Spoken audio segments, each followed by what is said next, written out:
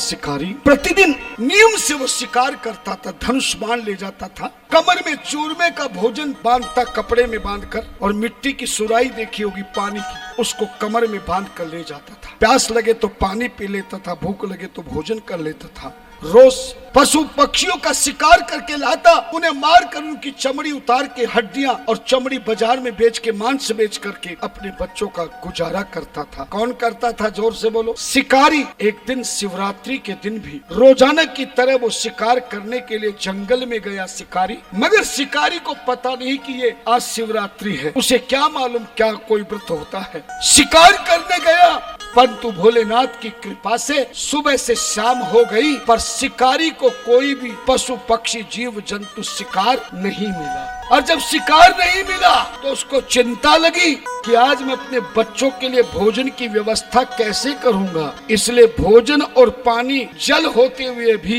शिकारी को चिंता के कारण भूख नहीं लगी, और सुबह से ना भोजन किया ना जल पिया। दिन कौन सा था? जोर से बोलो। बिना करे ही आज उस शिकारी का शिवरात्रि का। शाम को जब घर जाने लगा कि मैं खाली हाथ क्या करूंगा, तभी सामने एक तालाब दिखाई दिया। शिकारी सोचने लगा, कदा यास्यति काश्चिद्व कदा हन्यामहं पुनः इति बुद्धिं समास्थाये स्थितो सौक्षत्रशनावीत। मैं खाली जाकर क्या करूंगा? लगता है मेरे डर से आज सारे शिकार जंगल में छिप गए हैं, लेकिन रात को इस तालाब में पानी पीने जरूर आएंगे। क्यों ना किसी पेड़ पर बैठकर छुप के बैठ जाता हूं, नीचे रहूंगा तो मेरा शिकार हो जाएगा। कोई भी शिकार आएगा तो शिकार मार के सुबह चला जाऊंगा। यही सोचकर शिकारी उस तालाब के किनारे पर वृक्ष था, उस वृक्ष पर बैठ गया, उस वृक्ष की टहनी पर बैठ गया। भगवान शिव कृपा से कौन सा दिन था? बोलो ना, महाशिवरात्रि था। और शिव की कृपा से जिस वृक्ष पे बैठा, वृक्ष कोई और नहीं था, बेल का ही वृक्ष था। और इतना नहीं, भोलेनाथ की कृपा से शिकारी जिस बेल वृक्ष की टहनी पर बैठा, तालाब के किनारे पुराना कोई शिवलिंग उसी टहनी के नीचे। रात्रि का पहला प्रहर जैसे ही आया, जैसे ही पहला प्रहर आया, एक हिरणी आई पानी पीने के लिए। कौन आई? हिरणी। जोर से बोलो। हिरणी तो जानते होगे, हिरण की मैडम को हिरणी कहते हैं। हाँ, कहीं तुम सोचो तुम ही घर वाले की मैडम हो। हिरणी जैसे ही आई, शिकारी को देखा, शिकारी ने हिरणी को देखा, जैसे डाल से हाथ हटाया, शिकारी के अंगुलियों में कुछ बेल के पत्ते फंसे, झट से नीचे डाले, वो सारे बेल पत्ते भोलेनाथ की कृपा से उल्टे जाकर चढ़ गई। पानी की सुराही उल्टी हुई, सीधा करने लगा तो एक धारा अखंड जल की भी चढ़ गई। किस पे? शिवलिंग पर। भोलेनाथ की कृपा से सुबह से शाम कुछ खाया नहीं, व्रत हो गया। पहले प्रहर की पूजा हो गई। शिकारी को देखकर हिरणी ने मनुष्य भाषा में कहा, इसलिए मैंने पहले बता दिया था, नहीं शंका हो जाती हिरणी कैसे बात कर रही है। हिरणी ने मनुष्य भाषा में कहा, शिकारी मेरा शिकार मत कर देना, मैं जानती हूँ तू आज रात्रि को पेड़ में क्यों छुपा है। लगता है आज तुझे कोई शिकार नहीं मिला, तुझे अपने बच्चों की चिंता है। शिकारी जैसे तुझे अपने बच्चों की चिंता है, ऐसे मुझे भी अपने बच्चों की चिंता है। मेरे 2 बच्चे हैं, सुबह से मैं जंगल में घास खाने आई हूँ, मेरे बच्चे मेरी दूध की इंतजार कर रहे हैं। शिकारी अगर तूने बाण चला दिया और मेरे प्राण चले गए तो मरते मरते मैं भगवान का ध्यान नहीं कर सकूंगी, मेरा ध्यान मेरे बच्चों पर होगा। और शिकारी गीता कहती है, यो यो याम याम तनु भक्ता सद्या सती मिच्छति ताम तामेव। जो मरते समय जिसका ध्यान करके मरता है, दूसरा जन्म उसको परमात्मा उसी का देता। भागवत में जड़ भरत कथा सुनी होगी, पूरी जिंदगी भर तपस्या करी, मरती समय एक बच्चे, एक हिरण की बच्ची जो छलांग लगा रही थी, शेर की आवाज से गर्भ से बच्चा गिरा, जड़ भरत के सामने गिरा। प्राण जाते समय हिरण का ध्यान आ गया। भागवत प्रमाणिक है। एक जन्म जड़ भरत को मृग का हिरण का लेना पड़ा। शिकारी, तेरा भी काम होगा, मेरा भी, थोड़ा सा समय दे दे, मैं घर जाके बाड़े में अपने बच्चों को दूध पिला दूं, फिर मैं वापस आ जाऊंगी। शिकारी ने कहा, हाथ से निकला हुआ शिकार कभी वापस नहीं आता। शिकारी को बोली, हिरणी बोली, शिकारी, ये कलयुग नहीं है, ये सतयुग है। मैं जा तुझे वचन देती हूं, जल नारायण को साक्षी करके, शिवहीन मुख यश नोप करता क्षमा सन, ऐसंपूज्य शिवम भस्मम रहिता शन्मुख चया, हे तेषां पातके में शा अन्ना गच्छेयम पुनर्यदि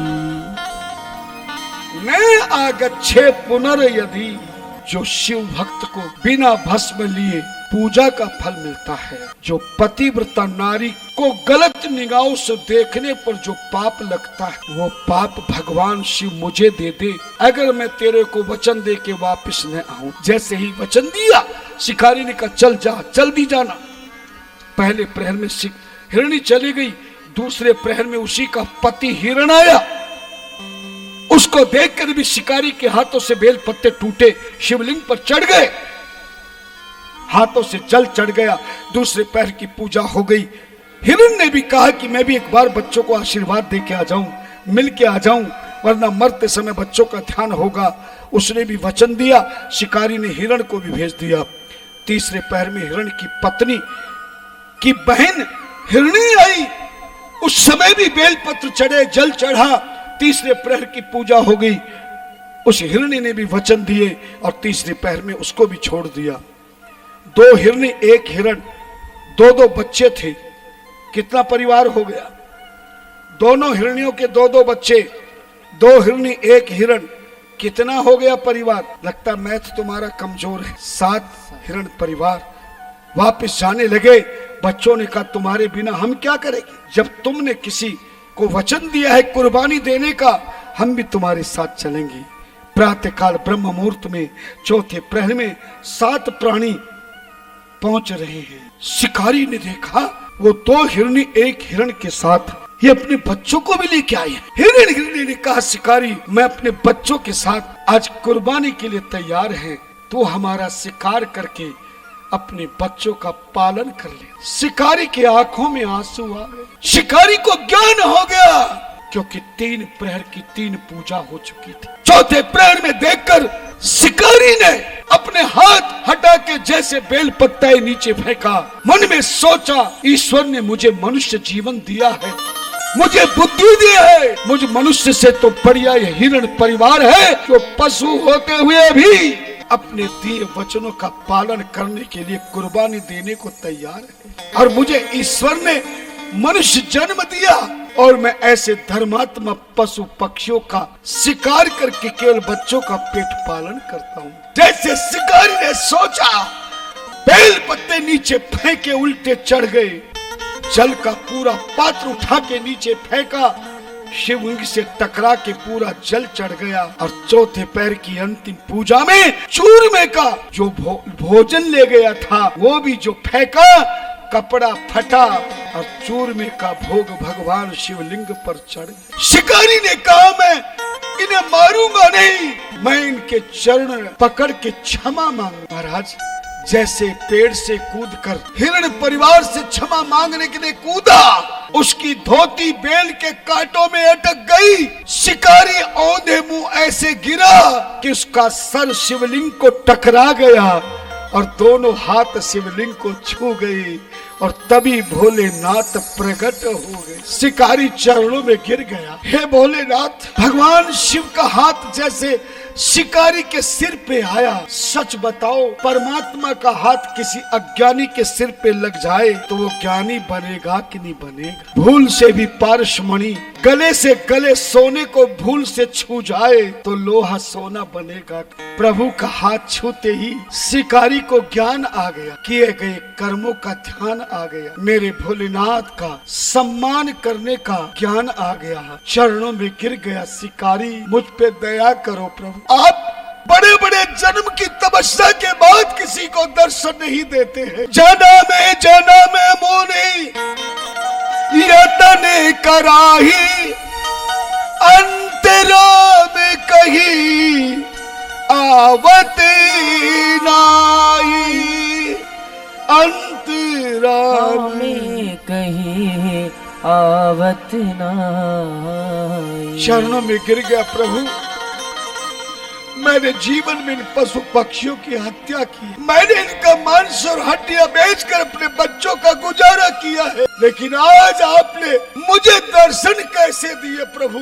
आप तो बड़े बड़े मुनि तपस्वियों को भी आप दर्शन नहीं देते। मैंने तो कोई पुण्य किया ही नहीं प्रभु, मैंने तो कोई धर्म कर्म किया ही नहीं। चरणों में गिर गया शिकारी, रोने लगा प्रभु। चरणों में गिर के कहा प्रभु मैंने कोई पुण्य आज तक नहीं किया, मगर आपने मुझे दर्शन। भगवान भोलेनाथ ने कहा शिकारी तूने तो आज सतयुग में ऐसा किया है जो ब्रह्मा विष्णु भी नहीं कर पाए। अरे शिकारी, ब्रह्मा विष्णु ने तो केवल दिन में एक पूजा की है, मगर जिस दिन मेरे शिवलिंग की पूजा ब्रह्मा विष्णु ने की थी वो दिन आज का दिन महाशिवरात्रि का है, और तूने रात्रि की 4 प्रहर की 4 पूजाएं पहली बार की है।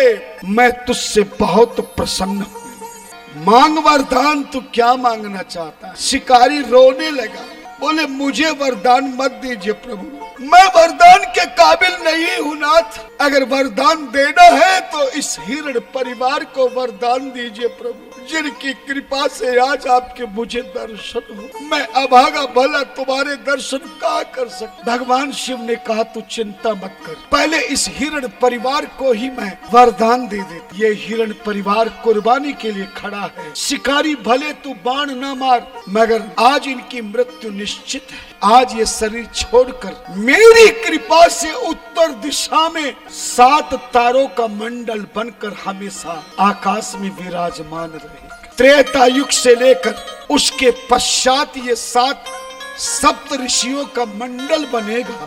ज्ञानी ऋषि होंगे और इतिहास में इनका नाम अजर अमर हो। लेकिन शिकारी तूने भी तो मेरी पूजा की है, तू भले वरदान मत मांग। भगवान शिव ने शिकारी को छाती से लगा लिया, अपने हाथों से आंखों के आंसू पोंछने लगे। भोलेनाथ रोने लगे। प्रभु भी उस भक्त की करुणा भाव को देखकर शिकारी से बोले मैं तेरी भक्ति से बहुत प्रसन्न, चाहे तुझे वरदान देता हूँ, आज के बाद जब भी महाशिवरात्रि आएगी, दिन की एक पूजा जो ब्रह्मा विष्णु ने की, केवल उस पूजा करने वाले को शिवरात्रि का फल प्राप्त नहीं होगा, उसी को शिवरात्रि की पूजा का फल होगा जो महाशिवरात्रि की 4 प्रहर की 4 पूजा करेगा। और कलयुग में रात्रि की 4 प्रहर की 4 पूजा जो न कर सके, केवल रात्रि की एक पूजा करके तेरी कथा को मुझ शिव के सामने बैठ के सुन लेगा, मैं तेरी तरह उसकी भक्त की भी कामना को पूर्ण कर। अंत में शिव जी बोले शिकारी तूने पाप किया है, जीव जंतुओं को पशु पक्षियों को मार कर तूने पाप किया है, इस पाप का फल तुझे भोगना पड़ेगा। तो सतयुग में लकड़ी बेचने वाला लकड़ी काट के लकड़हारा बनेगा, मगर तूने मां शिवरात्रि की 4 पूजा की है, इसलिए त्रेता युग में तू शिकारियों का राजा होगा। श्रृंगवेरपुर तेरी राजधानी होगी। तुझे राम जी को बुलाने की आवश्यकता नहीं, राम जी खुद तेरे नगर में मिलकर तुझे मित्र बनाकर जीवन का आनंद प्राप्त। सूत जी महाराज कहते हैं ऋषियों, जो भी इस कथा को सुनता, ये जिस शिवलिंग से तूने पूजा की शिकारी, ये व्याघ्रेश्वर नाम का शिवलिंग होगा जो तेरी कथा को शिवरात्रि में सुनेगा। एक पूजा करने मात्र से 4 पूजा करने का पूर्ण फल प्राप्त हो जाएगा। देव सुपूजित सर्वगुणवर्षिणि